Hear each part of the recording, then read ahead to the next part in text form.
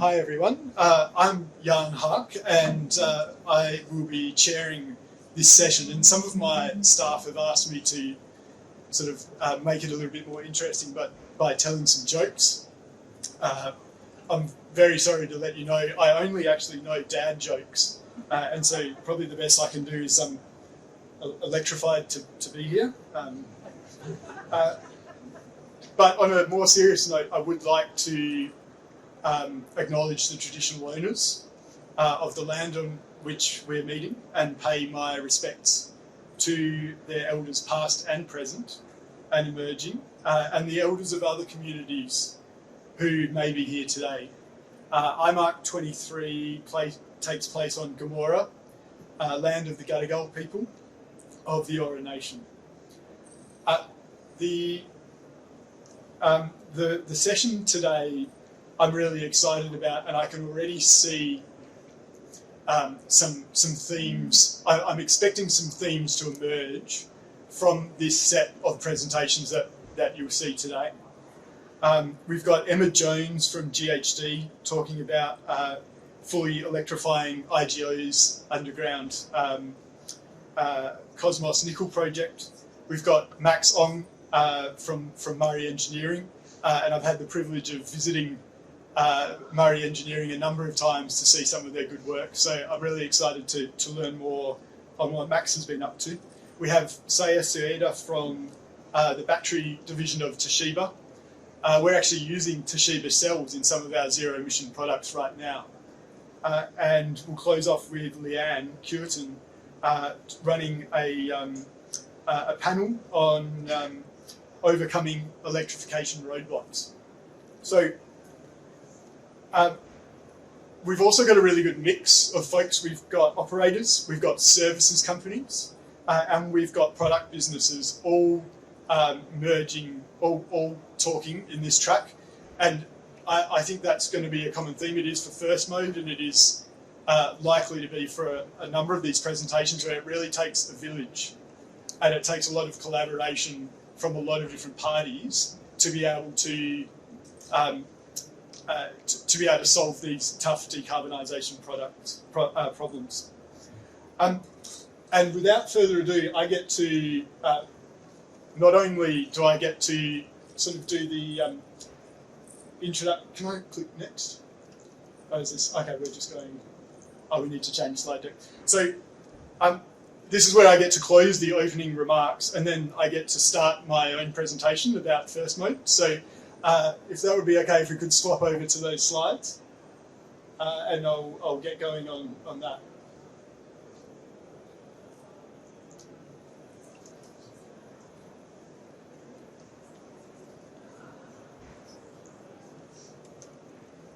All right, there we go, they're the right slides. Okay, so I'm Jan Haak from First Mode.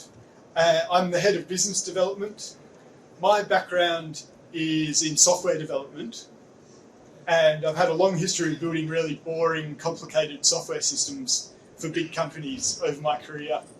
And I made a jump to Amazon Web Services, where my role was very much around helping heavy industry customers leverage data and artificial intelligence for their competitive advantage. And when I was there, I came across this crazy little startup of ex-space system engineers that had decided that they were going to reverse engineer the diesel engine out of an ultra-class haul truck and replace it with a conglomeration of fuel cells and batteries for a really big world first. And that was the project that really led me to joining First Mode. It was my why, and actually this image is something we'll talk about a little bit today in terms of some of the work that we've done and are planning to do in the future. But thematically, a lot of the discussion around decarbonisation has been around these things that we literally cannot see as being possible today. And when you look at an early computer that barely fit in a room, you would never ever think that later on you would be having that power times a million sitting in your pocket.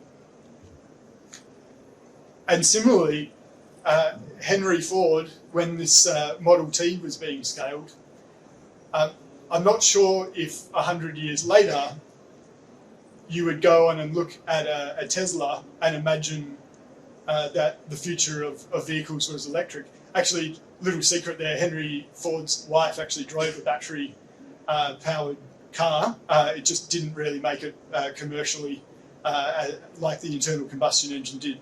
But I think many of this group will agree that a Tesla, and the battery EV, a lot of folks thought that this was a crazy idea, but it is now sort of much more mainstream.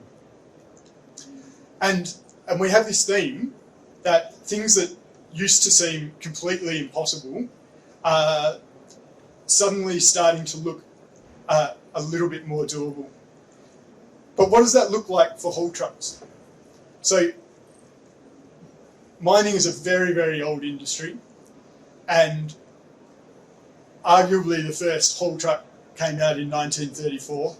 And then there's this really interesting history to now where it's, especially among the tier ones, it is absolutely standard to say you've got a 400 tonne plus haul truck driving around a mine site. So there's been some slow and steady progress. But let's take a step back to 1995. I was 11 years old. My dad worked for our state-owned energy utility, and I was obsessed with anything that was electrical. I was obsessed with remote control cars. For me, as an 11-year-old, an EV didn't seem ridiculous, so I sort of just really wanted to get into it. But 95, Komatsu released this 930E, which was the first AC drive haul truck.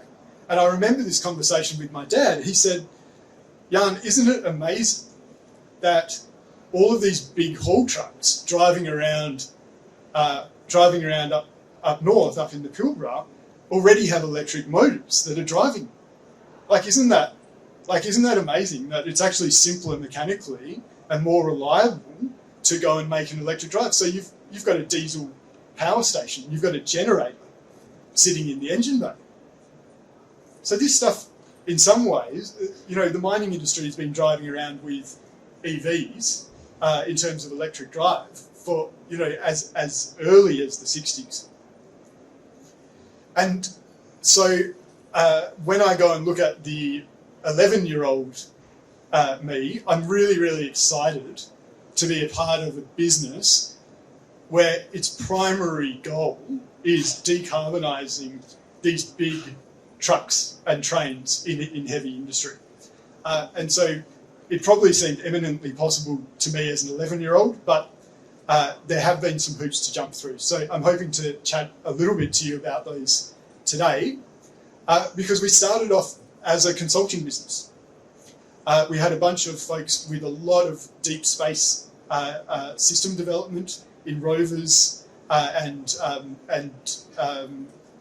asteroid probes, and that team, had one project of many that involved building this ultra-class haul truck retrofit for Anglo American. We've been on this journey from being a consultancy business to now having a set of products that we think give little excuse not to start moving forward with decarbonising your haul trucks. And we've got around 400 staff. So we're actually sort of not talking about ourselves as a startup anymore. I'm not sure what you would say, maybe a scale-up. And a huge, diverse set of humans from all over the planet. And when we kicked off this Anglo project, it was very much that typical study, concept, prototype, design, and ship. But there were a couple of things about that project that made it really unique. So, firstly, we did the integration on site. So while the powertrain was built and engineered in Seattle, it was flown to South Africa and retrofitted on a live operational mine site. Now, I'm not going to pretend I'm an operational expert in mining, but what we had to do as an organisation was go through all of the change management process of making a hydrogen fuel cell system safe to operate on an active mine site as a part of the fleet in the pit, doing real work, not designed for 24-hour operations, not designed for a whole bunch of other things, but interacting to prove that we could do it. No one had ever put this many fuel cells together to output the amount of electricity that we had done. That combined with a megawatt hour of batteries to be able to produce 2.5 megawatts of power on a mine site. So we emerged from that project with Anglo-American committing to purchase more than 400 retrofit kits from First Mote as an investor and as a customer. But when we went and spoke to other customers, some of whom are in this room, thank you very much for your feedback, we realised that for a number of our customers, hydrogen just was not going to be there when they needed it to. There are a number of regions around the world where we think hydrogen is going to be available as a fuel. In Canada, in Australia, in North America, Brazil, and potentially later on in Chile. However, not everywhere, and it's not part of everyone's strategy. So we had this incredible set of feedback from customers around we want to do something now, we want to do something urgently, but we're not going to have the electricity to charge a battery-only haul truck in the next 2 or 3 years until our plans come online. And we're not going to have hydrogen until 2029, even if we're optimistic about it. So we came up with a way of retrofitting existing haul trucks that are already on site, that often have lifetimes of 20 years or more, in a way where you get to start now, and then you get to choose what part of the retrofit you would perform later on when the right amount of energy turns up. So, existing truck, you're looking at about 1 million litres of diesel, rule of thumb, that you would use per year. And the first thing we are planning on doing is add a reasonably small battery to the upper deck of the truck. Every time an electric truck brakes when it goes down the hill, it is getting the energy generated from the wheel motors, and it's using a gigantic toaster or a retard grid or braking resistors, whatever you want to call it, to turn that energy into heat. So what we're able to do is redirect the energy that would usually just be wasted in braking as heat and charge a battery with it. It's a hybrid. It's not a new concept, but it is for mining and it is for these kind of trucks. So that's where we're going to start. And you leave the diesel engine unchanged. And there's no reason why you can't get started doing that now. Some mine designs that we're looking at, it looks like they'll save up to 30% of their diesel consumption, which is enormous. It's not perfect for every site, but certainly fit for a number of sites that we've seen in Anglo's portfolios and other customers. Then, when your charging infrastructure is installed, when you've actually got the power to site that you need, and now, can I have a show of hands? Who's got an electric vehicle? Yeah, we've got a few. Who's got solar panels on their house? Yeah? Okay. So I've got a 6 kilowatt solar panel set up on my house. I live in Perth, so it's pretty shiny. This truck will use more energy in a shift than your solar panels will get in a year. Right? The amount of power that you need is enormous. My EV uses about the same amount of power in my usage per month as you would get in 1 hour of usage on these trucks. So when you think about the amount of energy that you need to bring to site for these machines, it's orders of magnitude differently to that residential sort of style usage. And then we have the product that really kicked off for First Mode in this fuel cell EV retrofit kit. So the trade-off, the idea in using liquid hydrogen as a fuel is that you are able to actually put enough energy on the truck to refuel in the same way that you would with diesel. You can get enough energy on the vehicle to go a whole shift between refueling.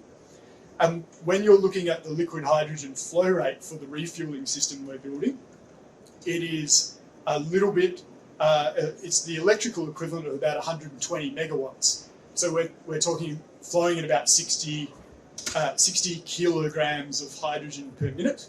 And the only place faster you'll see hydrogen refueling than that is on a rocket launch pad. But they're all far too fast and leaky for our liking. So we're building something different.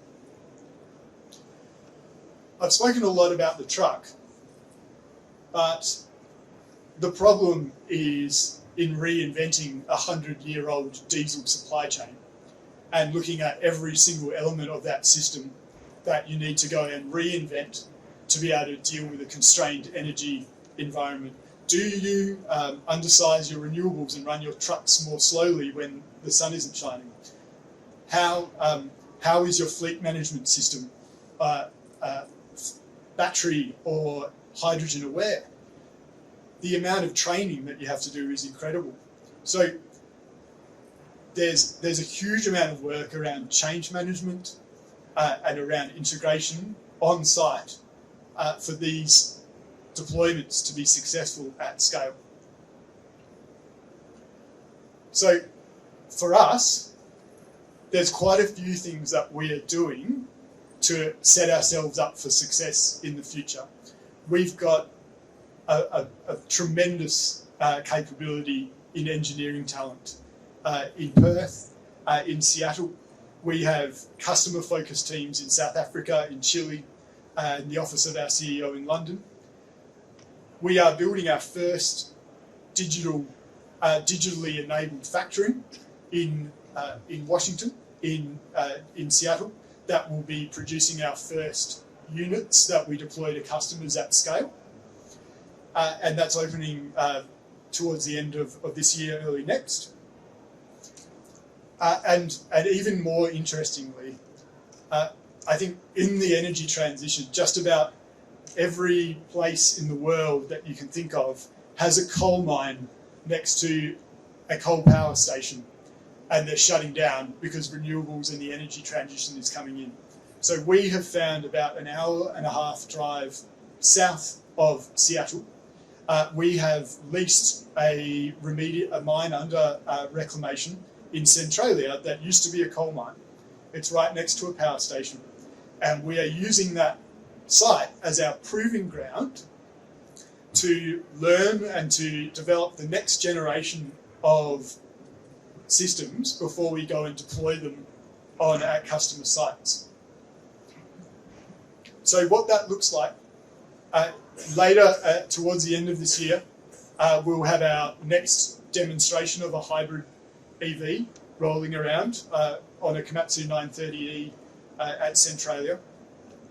We're planning to have our fuel cell demonstrators, next generation, beyond what we've already done with Anglo, operational shortly after. But ultimately, we are trying to de-risk all of this work as aggressively and as quickly as we can so that we can start with serious scaled deployment of this technology on customers' sites in 2025.